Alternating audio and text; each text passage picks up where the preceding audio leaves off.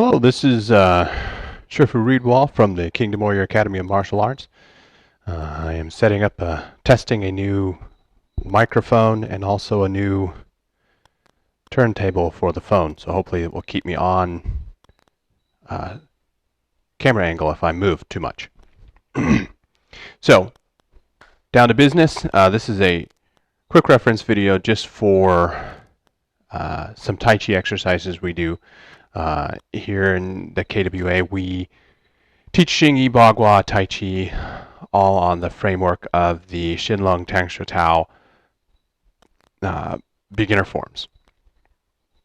So when we're introducing Tai Chi to a student, we start with basic stationary exercises. Chan Sijin exercises mixed with some 8 methods training drills, and then we progress them from there to a moving drill for the 8 methods. And then from there, we take them into the Tai Chi forms. So just to start off, I'm going to step back a little bit so you can see my feet. I'm not sure if you can see the blue line here, but this blue line cross-cuts from corner to corner a 2-foot square. This is important because what I'm going to illustrate here is if I'm facing my opponent here, a lot of times in my Tai Chi stance, my feet are in a 45-degree angle plane to my opponent.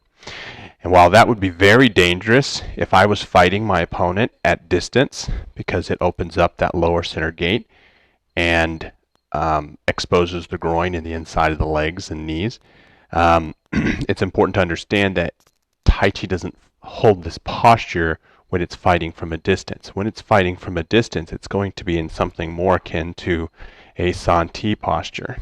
And yes, you do see San Ti in the Tai Chi forms. So I consider it the universal internal art fighting stance. It's in Bagua, it's in Xingyi, it's in Tai Chi. So that's our primary fighting stance here in the KWA. So what we're going to do here is work kind of on this concept of a 45-degree stance, and the way I tell people to get there is I start off with teaching them how to do San Ti. So your back foot is on a corner, and it is going to be pointing off at a 45-degree angle-ish. And the other side is on the opposite side of the forward progressive line. Toe slightly in, so that widens the stance because you're going to take the toe just on the opposite side of the line that runs tangent to the back heel. You're going to slide the heel out just a little bit on the front foot. It's going to be a long stance. So from heel to heel, it's almost 2 of your feet length. You sink into that back leg, and then you're going to move your lead foot over to the side about 6 to 8 inches. Okay, and that should put you at approximately a 45-degree angle here. Now, if you want to adjust your toes in a little bit to find that comfortable stance, the assumption of this posture is that you are belly to belly, hip to hip with your partner or opponent.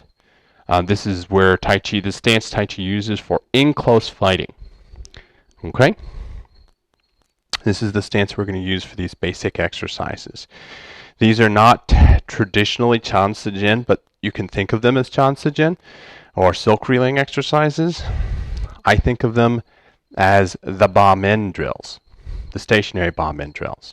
They are preparatory for the Ba Men moving form or moving drill, whichever you want to consider it to be. Think of it as the Tai Chi 8, if you want. Okay, so the first one is a combination of Peng and Lu.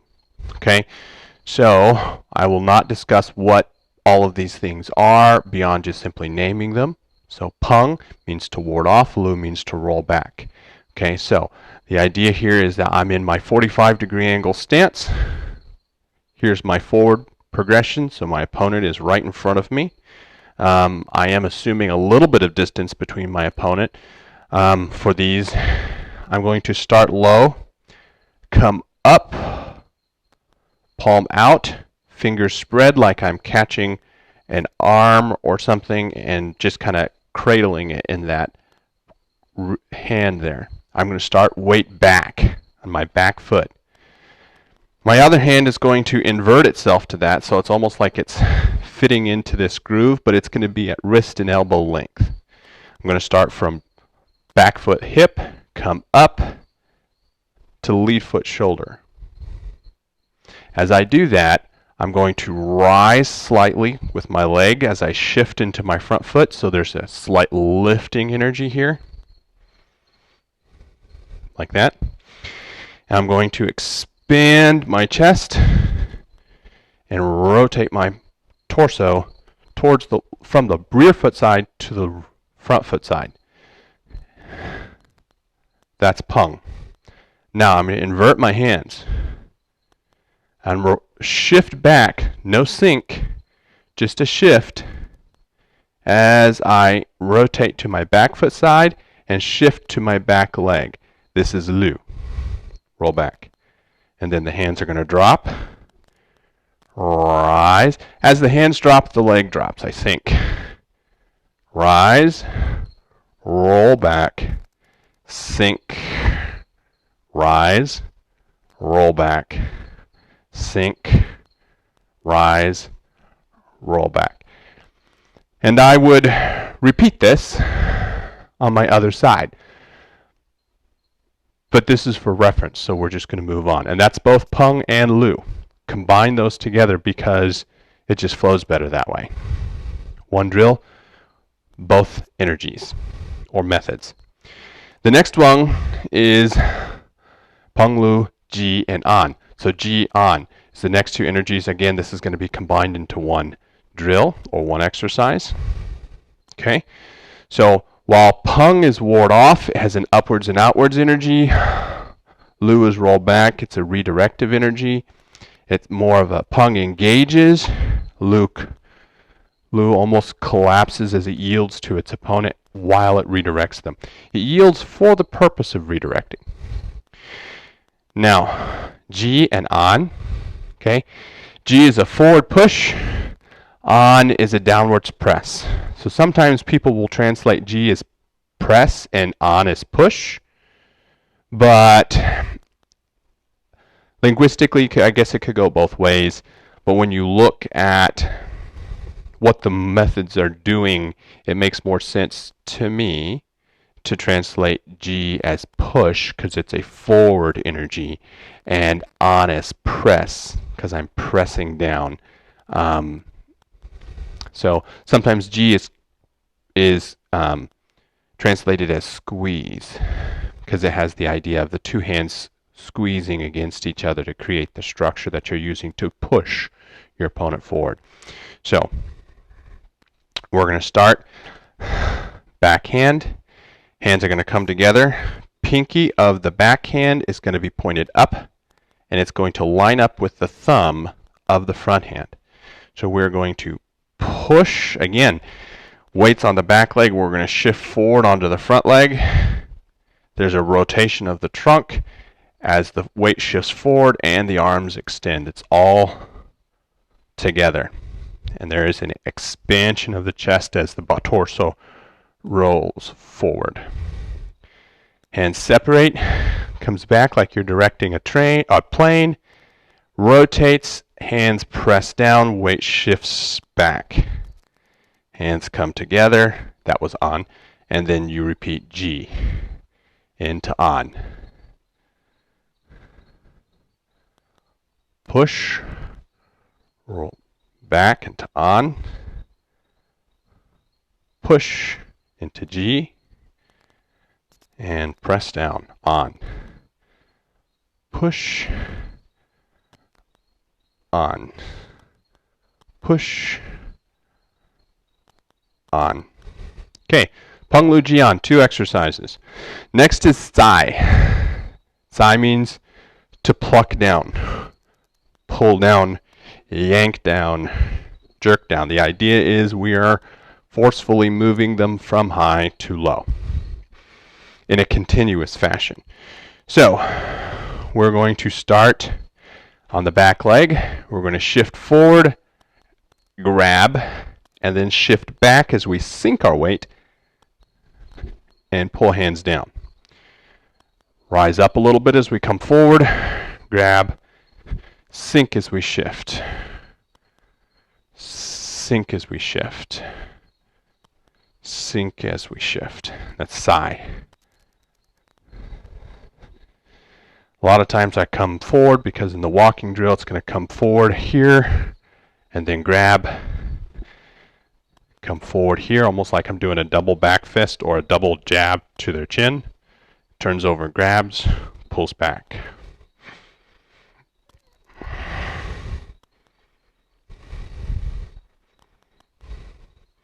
I grab with my thumbs down so I can turn and sink my elbows. This initiates the control and allows me to pull with my elbows down. I like this because if I'm grabbing clothing, I twist my hands into the clothing, gives me a better grip. If I'm grabbing flesh, then it allows me to pinch and twist a little bit as I pull down. That initial twist and pull from here a lot of times will initiate the disconnect that you're creating in your opponent's body, and then you'd redirect them and pull. The pull is coming from the legs, not the arms. If you think of this as a pull down with my arms, it's not going to work very well. But if you shift weight as you twist and sink down so that the body is caving in here, contracting, and there's a rotation. So I'm using bigger muscles of my body and my legs to break their structure and initiate that pull down. Once their structure is broken, they're a lot easier to move. Boom. Sink, rise to engage. Sink, rise to engage. Sink, rise to engage. And this is sai. Means to pluck down or pull down or yank down or jerk down. Any of those things, you get the idea. Now, lia means to split. The idea in splitting is not splitting like pigeon, like Xingyi's pigeon is splitting, which is more vertical plane. Or it's more like Xingyi's hengquan, horizontal crossing. It is the opposite, it's the crossing of the body in one plane in opposite directions. So it can be this, it can be crossing my legs with my arms, it can be this. But in this drill, we're going to be doing this. It's a spiraling drill motion up while this hand clamps and pulls down. We're going to engage the hand, the rear hand, on an imaginary arm. It's going to slide down the arm. The weight's going to shift forward. The body rotates. Hand comes underneath, spirals up, and then rolls over as the body rotates. And then the hand comes back. We would consider this a low rolling block here. This hand comes to high in the Tai Chi form. This is closing as the weight shifts back. And then reach out, engage, underneath, and here. It's kind of like a blend of part wild horse's mane and lazily tying the coat. The ending of lazily tying the coat. So.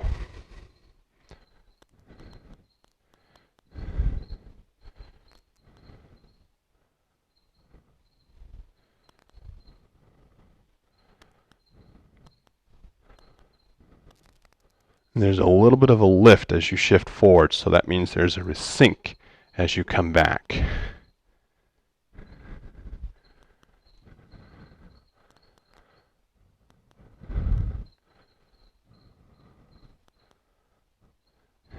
Close.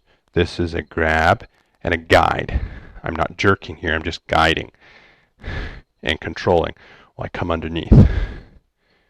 Boom. Okay. Lia. Splitting or scissoring is really the concept I like to think about here.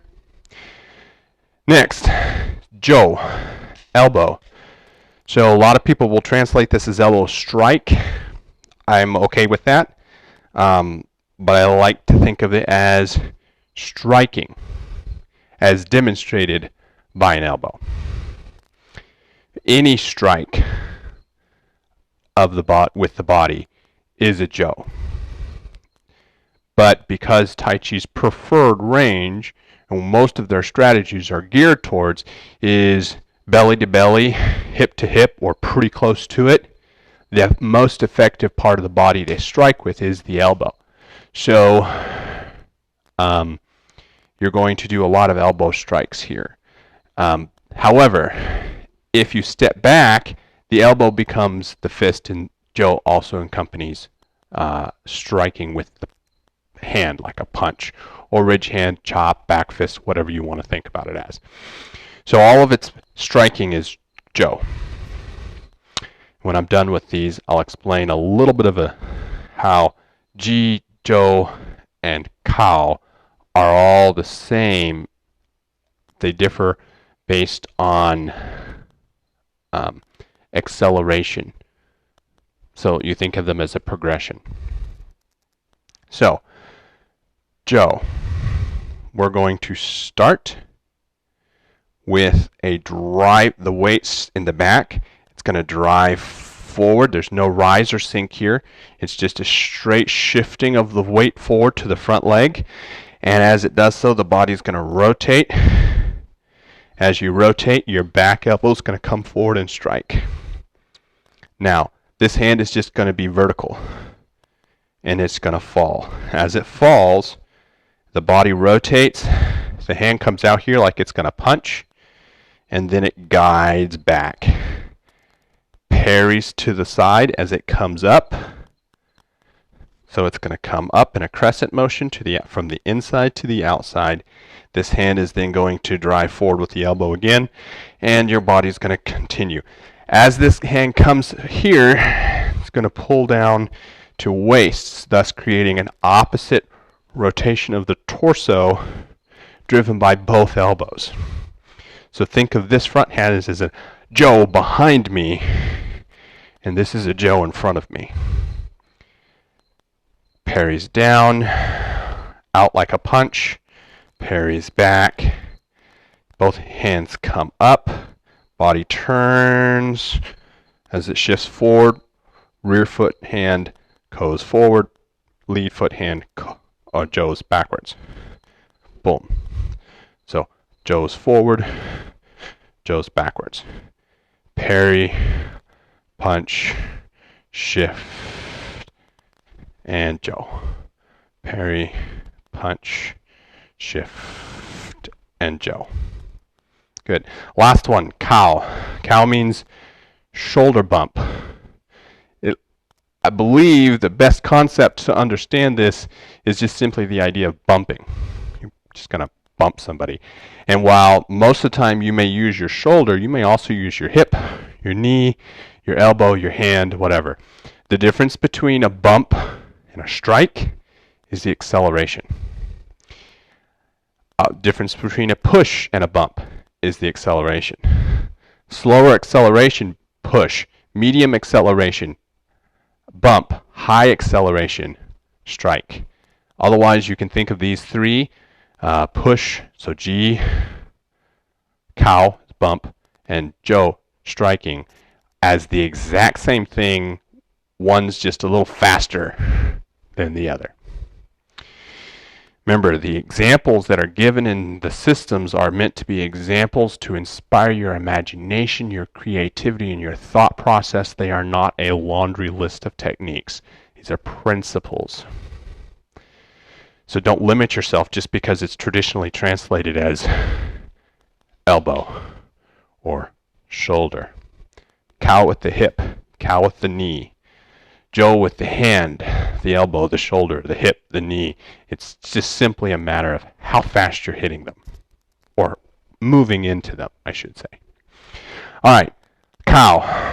Kao. There is no up and down motion here. There's no rising or falling.